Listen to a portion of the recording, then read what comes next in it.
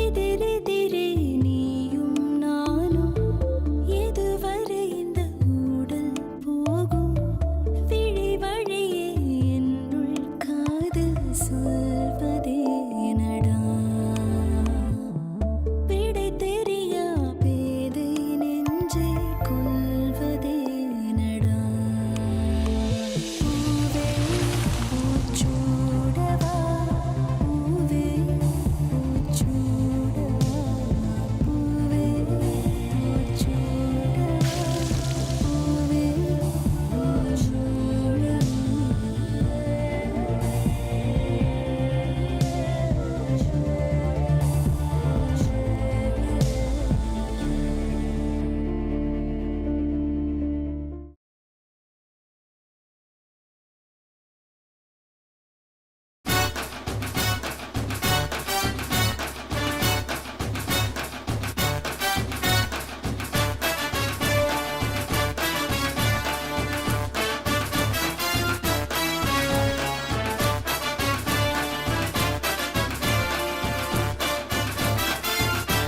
அக்கா பல்லக்குல போறது ஊரே பாக்குதுல.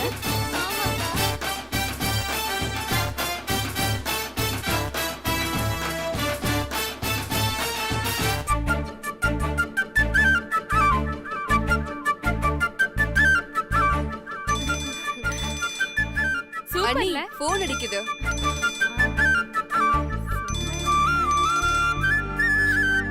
ஹலோ, சொல்லுங்க சார். தாரணிச்சலம், என்ன நடக்குதுங்க? ஆ, ஊர்வலம் நடக்குது. அப்படியா? எப்படி நடக்குது? வழக்கம் போல கார்ல தான். ஹே ஹே, செம காமெடி தாரணி நீ. ம், எப்படி எப்படி எல்லாம்? நீ கல்யாணத்துக்கு முன்னாடி இப்படி எல்லாம் கிடையாது. ஏய், உண்மையை சொல்லு. இதெல்லாம் உனக்கு கார்த்திக் தானே சொல்லி கொடுத்தாரு. என்ன நக்கலா? சாச்சா, நக்கலா? உன்கிட்ட எப்படிரா? ம், சரி, ஊர்வலம் எல்லாம் எப்படி போயிட்டு இருக்கு? ம், செம்ம கிராண்டா போகுதுன்னு. எனக்கு கூட இவ்ளோ கிராண்டா பண்ணலன்னா பாத்துக்கோயேன்.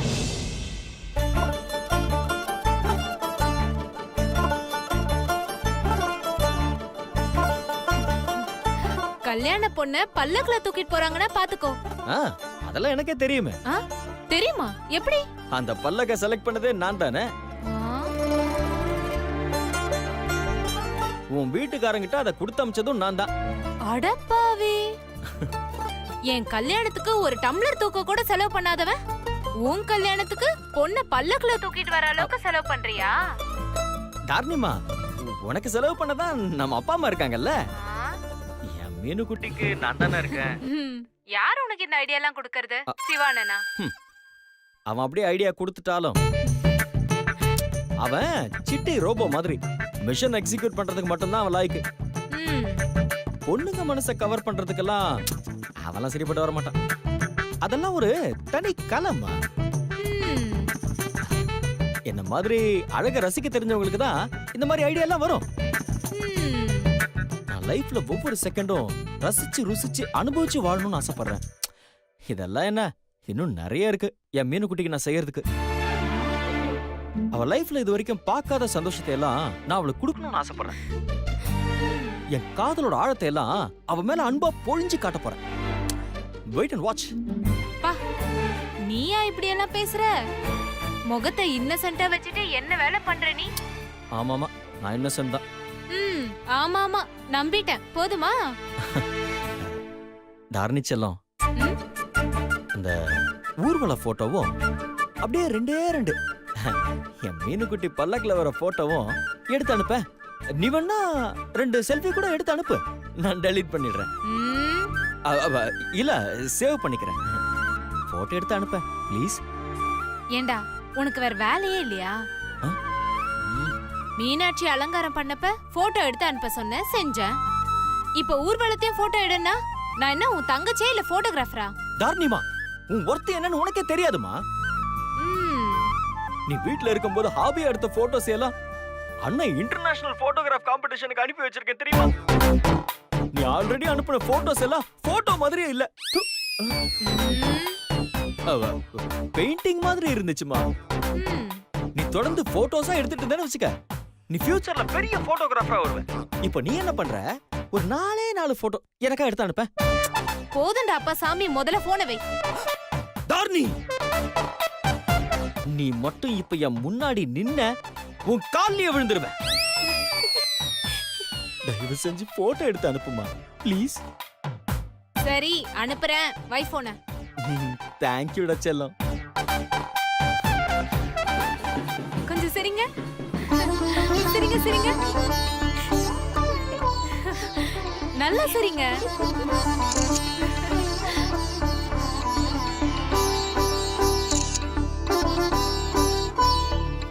அண்ணி போட்டோ எடுக்கறாங்க பாரு.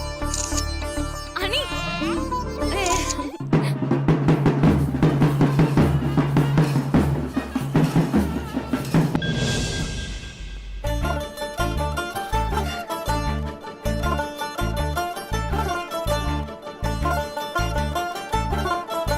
அழகி. அப்பா, கல்யாண கோலத்துல செம்மையா இருக்கா.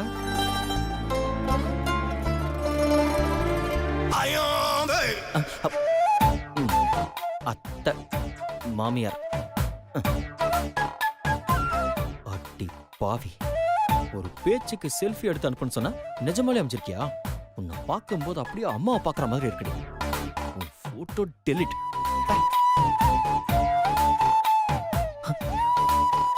அட பாவி கார்த்தி, கொடுத்த காசுக்கு மேல கூட்டம் சேர்த்திருக்கானே. எக்ஸ்ட்ரா பேமெண்ட் கன்வின்ஸ் எல்லாம் கேட்பானோ? மீனாட்சிக்காக தானே, பரவாயில்ல.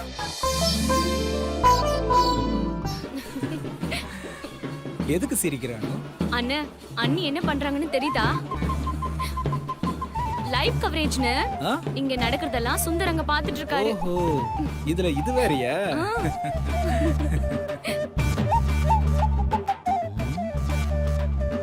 தாரணிக்கு வேண்டாம், அனுவுக்கு கால் பண்ணலாம்.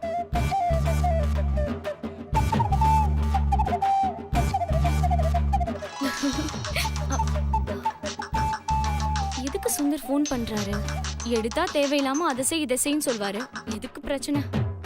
ரிங்கு போயிட்டே இருக்கு. கட் பண்ணிடலாம். ஹாய். நீ கட் பண்ணா நான் விட்டுருவேனா? உன் போன் பேட்டரி தீர்ற வரைக்கும் நான் போன் பண்ணிட்டே இருப்பேன். மறுபடியும் ஃபோன் பண்றாரு. ஏதாவது அர்ஜென்ட்டா இருக்குமோ? என்ன அர்ஜென்ட்டா இருக்க போகுது? உங்க அக்கா கிட்ட போனை கூட பேசணும் அப்படி இப்படின்னு சொல்லி இருக்க போறாரு. நானும் பரிதாபப்பட்டு ஏதாவது செய்வேன். அதை பார்த்து சக்தி என்னை திட்டி தீப்பா. எதுக்கு நமக்கு தேவையில்லாத வேலை? ஐடியா. ஏய், இதோ வந்துடுறேன்டி. ஏய் சக்தி, உனக்கு போன் வந்திருக்கு.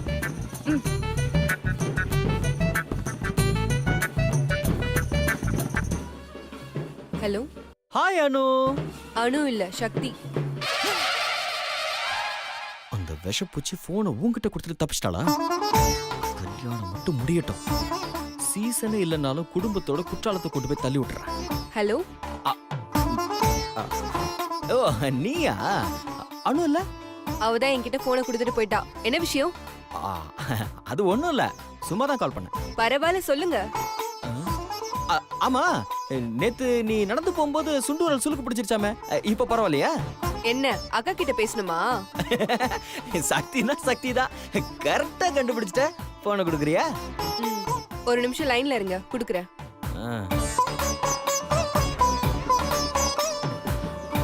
அக்கா, உனக்கு போன். ப்ளீஸ்க்கா. சுந்தர்.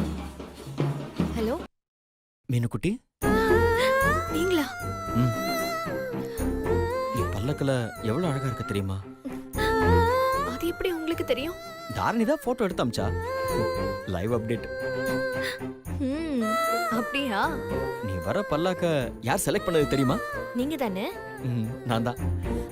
அதுக்காக எவ்வளவு இடம் அலைஞ்சு திரிஞ்சு செலக்ட் பண்ண தெரியுமா?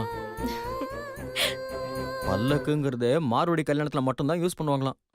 அவங்ககிட்ட போய் கேட்டு வாங்குறதுக்குள்ள போதும் போதும் ஆயிடுச்சு. அந்த பல்லக்கு கிராண்டா இருக்குல்ல? இந்த பல்லக்கு கிராண்டை விட இத செலக்ட் பண்ண உங்க கிரேட்னஸ் தான் ரொம்ப பிடிச்சிருக்கு. தேங்க்யூ மீனாட்சி.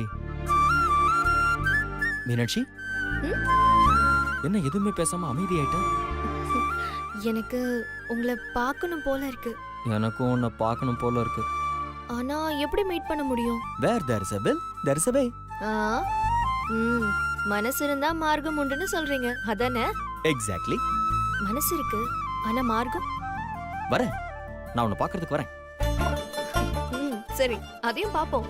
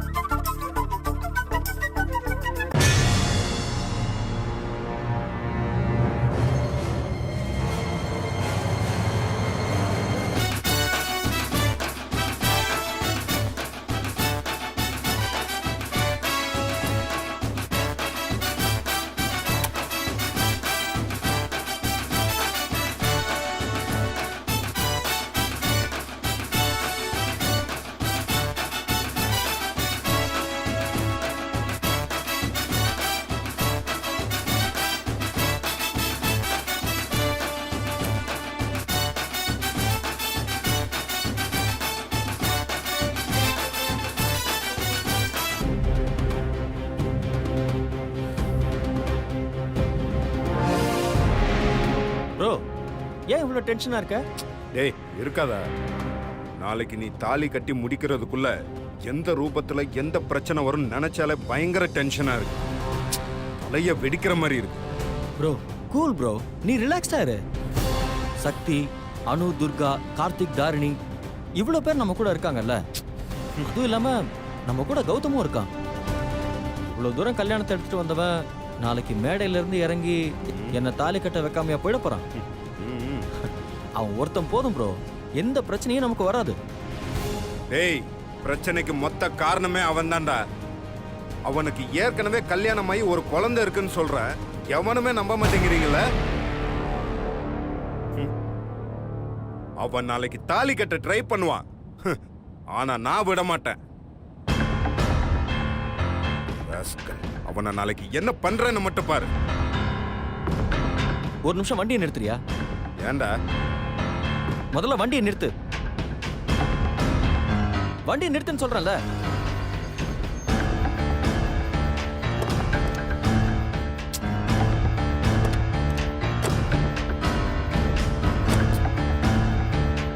நீ கிளம்பு, நான் போய்க்கிறேன். டேய் என்னடா ஆச்சு உனக்கு? நான் போய்க்கிறேன்னு சொல்றேன்ல, நீ கிளம்பு. இல்ல எங்க போற? நான் எத்தனை தடவை உன்கிட்ட சொல்லியிருக்கேன் கௌதம பத்தி தப்பா பேசாதன்னு. நீ சத்தியம் கூட பண்ணிருக்க ப்ரோ. அப்படி இருந்தும் மறுபடியும் ஏன் தேவையில்லாம அவர் மேல அபாண்டமா பழி போடுற? ஆமாண்டா, பெருமாள் கோயில்ல வேண்டிக்கிட்டேன் அவன் மேல பழி போடணும்னு. ஏண்டா எனக்கு என்ன ஆசையா? நம்பவே மாட்டேன்னு முட்டாத்தனமா பிடிவாதமா இருக்கிற உன்கிட்ட மறுபடி அவனை பத்தி குறை சொல்லிட்டே இருக்கணும்னு. டேய், அவன் ஃப்ராடுங்கிறத நீங்க புரிஞ்சுக்கிட்டீங்கனாலே போதும். அந்த கௌதம அடிச்சு துரத்திட்டு கல்யாணத்துல எந்த பிரச்சனையும் வராம ஸ்மூத்தா முடிச்சிடலான்னு சொல்றேன். ஆனா நீங்க என்னடானா செக்கு மாடு மாதிரி அவனையே சுத்தி வந்துட்டு இருக்கீங்க. ப்ரோ, நீ சொல்ற மாதிரி ஒருவேளை அவர் தாலி கட்ட ட்ரை பண்ணாலும் என் மீனாட்சி விட மாட்டா. ஏன் நீ நானும் விட போறது இல்லையே? ஏண்டா டேய், அப்படி ஒண்ணு நடக்கும் போதுதான் நீங்க என்னை நம்புவீங்க. அது வரைக்கும் நான் சொல்றதை நீங்க யாரும் கேட்க மாட்டீங்க, அப்படித்தானே? இத பாரு, நீ தான் அவரை பத்தி ஆரம்பத்துல இருந்தே தப்பா சொல்லிட்டு இருக்க. ஆனா இது வரைக்கும் அவர் எல்லாத்தையுமே சரியா தான் செஞ்சுட்டு இருக்காரு. அப்புறம் நான் அவரை நம்பிதானே ஆகணும். ஏண்டா, கூட பிறந்த நான் உனக்கு முக்கியம் இல்ல, எங்க இருந்தோ வந்த அவன் உனக்கு முக்கியமாயிட்டான் இல்ல? கௌதம் எனக்கு 1000 நல்லது பண்ணாலும் அவன் எனக்கு நீ ஆக முடியாது. ஏன்னா நீ எனக்கு கூட பிறந்த அண்ணன். அதே நேரம் நீ அண்ணங்கிற ஒரே காரணத்துக்காக நீ அபாண்டமா யார் மேல பழி போட்டாலும் என்னால அதை ஏத்துக்க முடியாது. சரிடா, நான் உன்கிட்ட ஒரு விஷயம் கேக்குறேன். இது வரைக்கும் யார் மேலேயாவது நான் இல்லாத ஒரு விஷயத்த சொல்லி பழி போட்டிருக்கேனா? சொல்லு. பதில் இல்லல்ல? சரி வா, போய் பார்த்தா தெரிஞ்சிரும் புதருக்குள்ள இருக்கிறது பாம்பா இல்ல பார்வதியான. ஹேய், நீங்க எல்லாருமே தேன்கூட்டில் கல் எறிஞ்சிட்டு அப்படியே சிரிச்சுட்டே போயிடலாம் நினைச்சிட்டு இருக்கீங்க. அது ஒரு நாள் நடக்காது தம்பி. ஆனா ஒண்ணு, அந்த நேரத்திலேயே நான் தான் வந்து கண்டிப்பா உங்களை காப்பாற்றுவேன். அது வரைக்கும் நான் சொல்றது உங்களுக்குலாம் புரியாது. வா போலாம். வாடா. இத பாரு, நீ என்ன சொன்னாலும் சரி, கௌதம் நல்லவர் தான். இனிமே நீ அவரை பத்தி தப்பா பேச மாட்டேன்னு ப்ராமிஸ் பண்ணு. அப்பதான் நான் உன் கூட வருவேன். டேய், உங்கெல்லாம் திருத்தவே முடியாதுடா. அப்பா சாமி, அந்த நல்லவனை பத்தி நான் இனிமே பேசல. போதுமா? வா. டேய், அதான் சொல்லிட்டேன்ல, அந்த அவதார புருஷனை பத்தி நான் இனிமே பேசவே மாட்டேன். வா, வந்து ஏறு.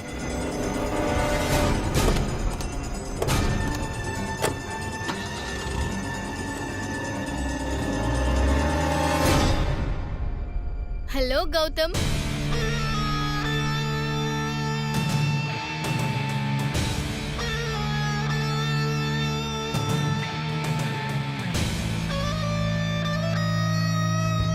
கங்க்ராச்சுலேஷன்ஸ் கௌதம். என்ன ஐஸ்வர்யா இவ்வளவு சீக்கிரம் வாழ்த்து சொல்லிட்டீங்க? நாளைக்கு காலையில நான் மீனாட்சி கழுத்துல தாலி கட்டினதுக்கு அப்புறம் நீங்க இந்த பொக்கேவை கொடுத்து கங்க்ராஸ் பண்ணீங்கன்னா அதுதானங்க கரெக்டா இருக்கும். நாளைக்கு நீங்க மீனாட்சி கழுத்துல தாலி கட்டினதும் அந்த சிவாவும் சுந்தரும் உங்களோட சண்டை போடுவாங்க. அதான் அப்ப கொடுக்க முடியுமோ முடியாதோன்னு இப்பவே கொடுத்துட்டேன்.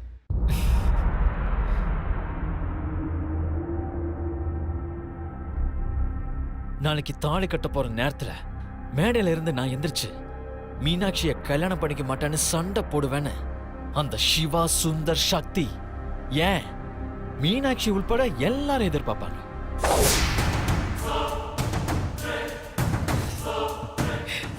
ஆனா அந்த நேரத்துல அங்க போலீஸ் வரும். வந்து சுந்தர பிடிச்சு ஒரு பொண்ணோட வாழ்க்கை வீணாக்கிட்டேன்னு சொல்லி தரதரான்னு இழுத்துட்டு போகும். இவ்வளவு பில்டப் கொடுக்குற சிவா அங்க நடக்கிற பிரச்சனை இல்ல, சுந்தர காப்பாத்த போலீஸ் பின்னாடியே ஓடிடுவான். ஓடித்தானே ஆகணும். இந்த மீனாட்சி அன்கோ அதிர்ச்சியில அப்படியே இருப்பாங்க. அந்த நேரத்துல ஐயர் தாலி கட்ட சொல்லுவார். ஏன்னா நல்ல நேரம் போகுது இல்ல, நானும் என் முகத்தை சோகமா வச்சுக்கிட்டு கடகடன்னு தாலி கட்டிடுவேன். யாராலையும் என்ன தடுக்கவே முடியாது. பிளான்லாம் நல்லா தான் இருக்கு. ஆனா சுந்தர் மேல கேஸ் கொடுக்க போற பொண்ணு யாரு? Very simple. இந்த உலகத்துல எல்லாத்துக்குமே ஒரு ரேட் இருக்கு. இந்த கேஸ்க்கு நான் ஒரு ரேட் கொடுத்தேன். That's all. இவ்வளவு ஏன்? சுந்தருக்கு கல்யாணம் ஆகி 2 குழந்தை இருக்கு. எங்களை அவளே விட்டுட்டாருன்னு சொல்லி ஒரு பொண்ணு வரணும்னா அதுக்கும் ஆள் இருக்கு. என்ன கொஞ்சம் எக்ஸ்ட்ரா பே பண்ணும், அவ்வளவுதான்.